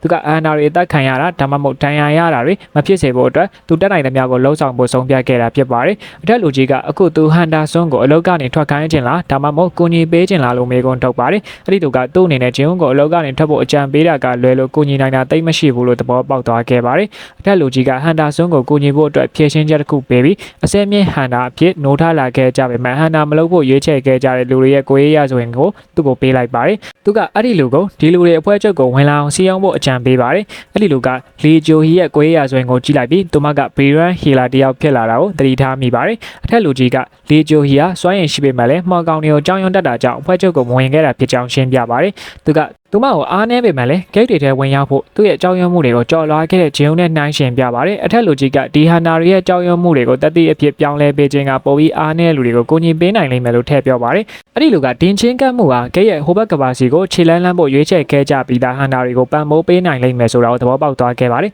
တစ်ချိန်တည်းမှာပဲဇလန်ကအချိန်လိုင်းတစ်စီကိုပြန်လဲရောက်ရှိသွားပြီးအဲ့ဒီမှာဆိုကသူ့ရဲ့တန်းပေါ်မှာလေးနဲ့ကြောက်တုံးဆက်ကိုကက်ကြီးဆော့ရရှုံးနေသွားခဲ့ပါတယ်သူ့တန်းပေါ်မှာလေးကသူ့ကိုဂိမ်းဆော့ရညံ့နေဆိုပြီးစနောက်ကသူမရဲ့လွယ်ကိုတဲခိုင်းပါတယ်ဆိုကသဘောတူလိုက်ပြီးရုတ်တရက်ထူးဆန်းတဲ့အရာတစ်ခုကိုအာရုံခံမိသွားပါတယ်သူကောင်းကင်ကိုမောကြည့်လိုက်တဲ့အခါသူ့အတန်းပေါ်မှာလေးကတခုခုမားလို့လာလို့မေးပါတယ်ဆိုကသူမရဲ့စိုးရိမ်မှုကိုပယ်ချလိုက်ပြီးဘာမှမဟုတ်ပါဘူးလို့ပြန်ပြောပါတယ်အဲ့ဒီနောက်ဇလန်ကအရင်ချိန်တိုင်းလန်တော့ကလောက်ခဲ့တယ်လို့မျိုးပဲခိုင်းဆဲပေါ်မှာနောက်ဆုံးဆက်စင်ရေးအတွက်ပြင်ဆင်နေကြတဲ့ဂျင်းုံနဲ့ချားရင်စီကိုရောက်ရှိသွားခဲ့ပါတယ်ချားရင်ကဒီမြင်ကွင်းကိုမမြင်ရတာကြားပြီးဖြစ်ကြောင်းပြောပါတယ်ဂျင်းုံကသူမကိုသူတို့ရဲ့16နှစ်မြောက်မင်္ဂလာတက်တန်းအထိမ်းအမှတ်လက်ဆောင်တစ်ခုပေးပြီးအိမ်ကိုအရင်ပြန်နှင်းဖို့နဲ့သူ့နောက်ကနေလိုက်လာခဲ့ပါမယ်လို့ပြောလိုက်ပါတယ်သူတို့တွေအနမ်းတစ်ခုမျှဝေခဲ့ကြပြီးချရင်ကသူ့ကိုပြန်လာဖို့အကြာကြီးအချိန်မယူပါဘူးလို့ကတိပေးဖို့တောင်းဆိုလိုက်ပါတယ်ဂျုံကသူမတောင်းဆိုသလိုပဲစိတ်ချရကြောင်းအာမခံပြီးချရင်ကအိမ်ကိုထွက်ခွာသွားခဲ့ပါတယ်ဂျုံကကြီးမားလာတဲ့ဂိတ်ကြီးစီကိုမျက်နှာလှည့်လိုက်ပြီးတော့သူ့ရဲ့အရေးစစ်တီတွေအားလုံးကို arrive ဆိုပြီးဆင်းခေါ်လိုက်ရင်းနဲ့ပဲဇလန်ကပြေးဆုံးသွားခဲ့ပါတယ်